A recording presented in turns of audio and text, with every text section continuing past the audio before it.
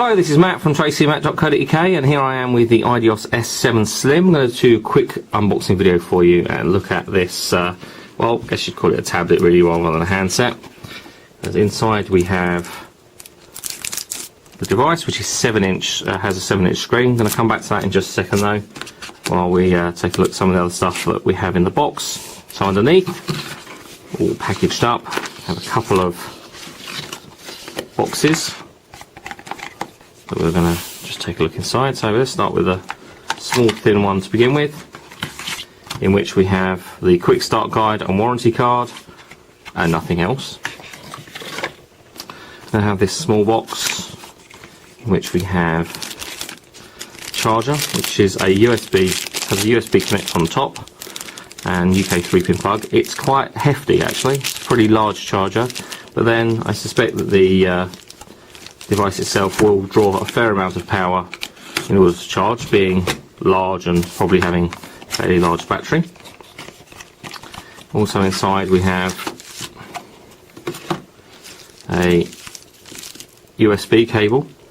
Now this is a rather unusual USB cable. On one end we have a standard USB connector, but coming out of it we have 3 cables, and on the other end we have USB and micro USB and mini USB connectors, and also a sort of bullet style connector, so that's for charging up your handset or tablet, and then 2 other connectors. Pretty useful cable actually, and one that it would be handy to get hold of. I think I might get myself one of these because I have devices that are both mini and micro USB, so handy to have that all in one cable.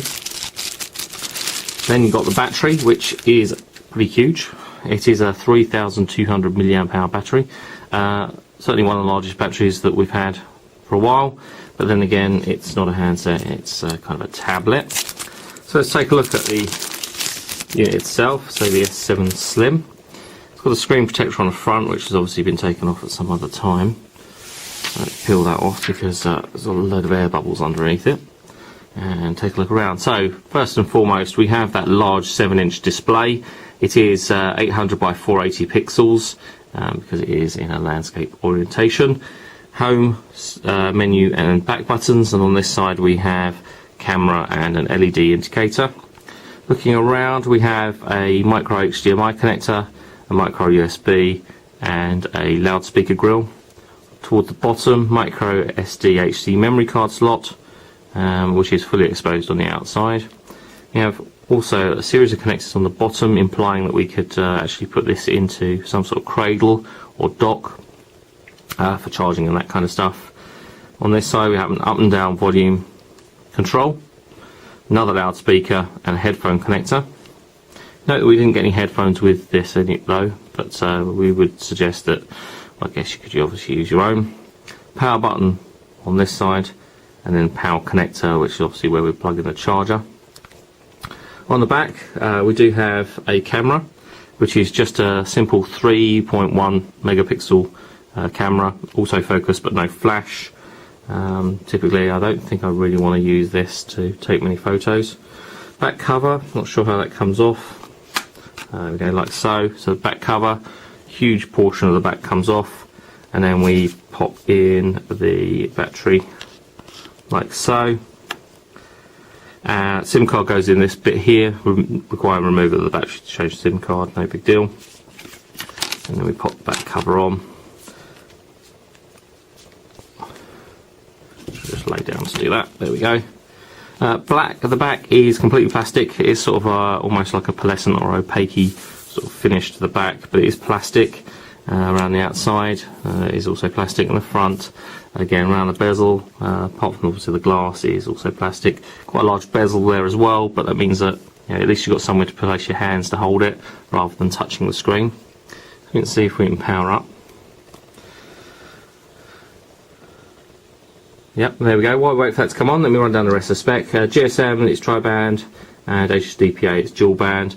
Not going to, well, it's going to work in most places, but it won't work absolutely throughout the world. Quite a lot of places when you're roaming. Dimensions: 200mm wide, 110mm tall, and 12.5mm thick. Really quite heavy though. It's 440 grams, so it does feel like quite a weight in your hand. might not sound like a lot, but I think holding this for a long period of time, certainly one-handed, would lead to sort of fatigue. Display 800 by 480 pixels. It is capacitive touchscreen TFT, but it's not Super LCD or anything like that. It's a straightforward LCD or TFT display. Specification other than that, well, I don't have a listed processor speed in the specification that I've been issued with, so we'll actually confirm that when we do the review, and alongside the actual video here I'll put the specification. Wi-Fi supports 802.11b G&N standards with Wi-Fi hotspot mode, Bluetooth 2.1 with 82-bit DP, and we also have GPS and that kind of stuff. Finally, Android OS 2.2 Froyo rather than Gingerbread. I want to open a Wi-Fi and connect to a Wi-Fi network. We'll just have a quick look at web browsing. So we'll just wait for that to establish that we have Wi-Fi networks. There we go. Connect to this one. We have this sort of squat QWERTY keyboard there at the bottom. Although it's nice and wide, it is squashed in the vertical. So keys are they look a little bit condensed, but they are, I guess, kind of large enough. There we go. Let's connect. And one thing that is apparent to me already, having just typed in the password on the screen and that kind of stuff, is that the capacitive touchscreen is okay, but it just requires a little bit more pressure from your finger than is typical. This home screen, we've got location, time, and weather, and we can swipe through. Google search for voice search, Android market, and alarms. Again, swiping through. We've got Yahoo widget, browser, and RSS reader. Swiping again, we've got a blank page. We've got entertainment, camera and camcorder. Again, another blank page. Communications, just an email icon there. Again, blank page.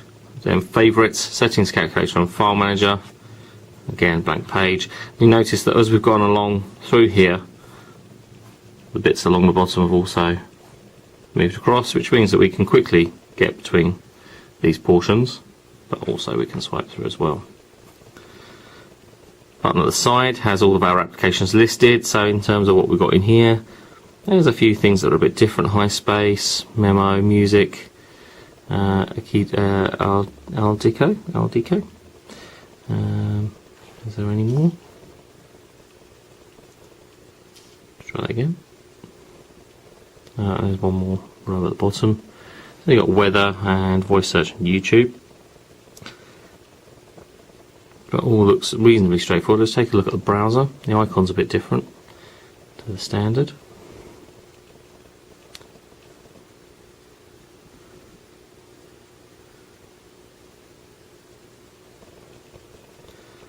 Let's start again. Took my eye off the ball there.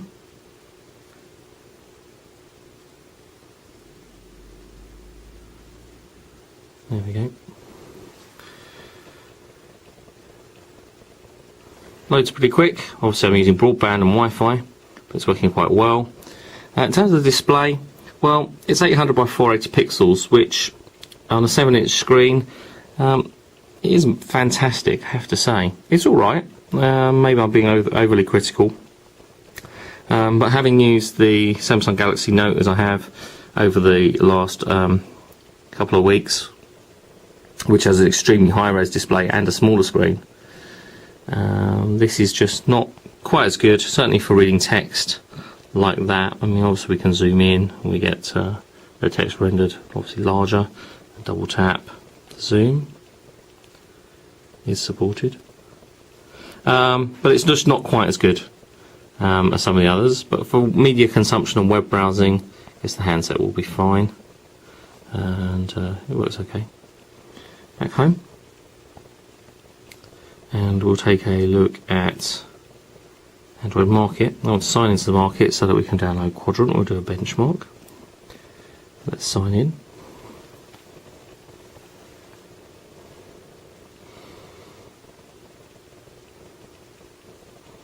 There we go. So let's sign in, finish, accept terms and conditions. Android market's loading. Got synchronization top bar here. Obviously, you're showing that we've got some activity. Wi-Fi brightness, which is set to full now. Battery capacity running at 28%, and then got the controls here for turning Wi-Fi, Bluetooth, GPS, the orientation, and the brightness. Changing those. Network error occurred. Fantastic. There we go.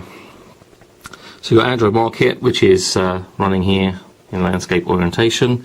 You've got apps, which have various categories, games by genre, and then my apps. So unlike, say, HTC, Sony Ericsson, there isn't a Huawei recommends or anything like that. You just have your standard apps. It's updating Google Maps and Gmail at the moment as well. I'm going to come back out of here, do a quick search for quadrant.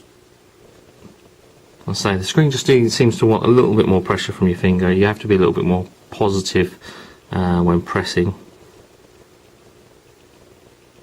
That's downloading. Come back out of there. We're pressing the buttons at the side here, capacitive buttons at the side. There's a small vibrate from inside, sort of like a haptic feedback, which isn't noticeable when you're using the on-screen keyboard. Well, it doesn't work when you use on-screen keyboard. It is only when you use these buttons at the side. So let's go and take a look at quadrant. Let's go around this way. And we want a full benchmark. Interesting to see how this runs on here.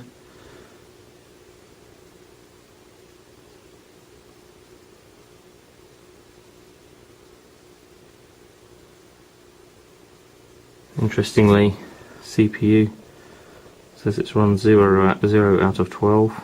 Memories run 1, IOs run. So you've got running 18 frames a second, about 20 frames a second there.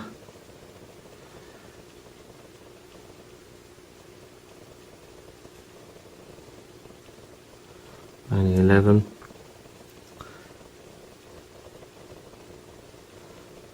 40-ish frames a second there.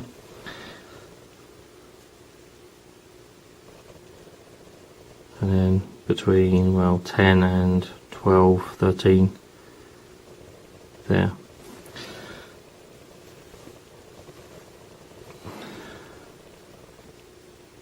Fantastic. Alright, failed. Let's try that one more time.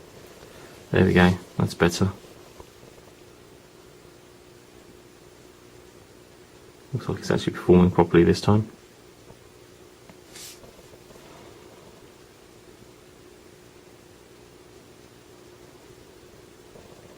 There we go, 18 frames a second, 20-ish.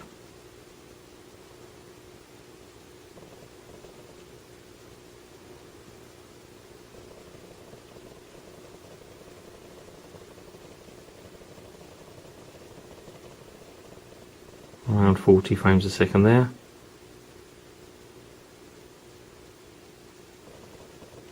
And finally 12, 13 frames a second running there as well.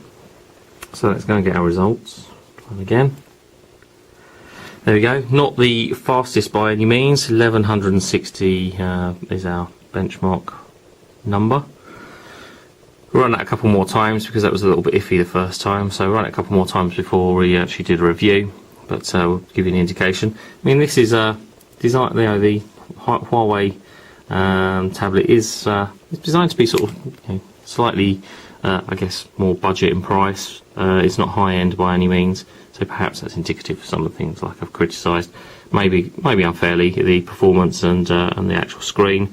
But the screen, as I say, 800 by 480 pixels, that doesn't seem to be what the proportions are anyway, in terms of aspect ratio. It seems that things are a little stretched when they're running there, and when the icons themselves just look a little stretched rather than being proper proportions.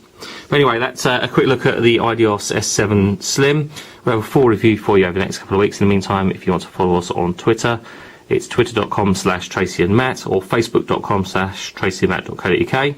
Our thanks to Clover Technology for actually sending the IDEOS S7 Slim to us for review, you can buy the S7 Slim over at clove.co.uk. I'll be back soon with some more videos and reviews on tracyandmac.co.uk, but for now, thanks for watching.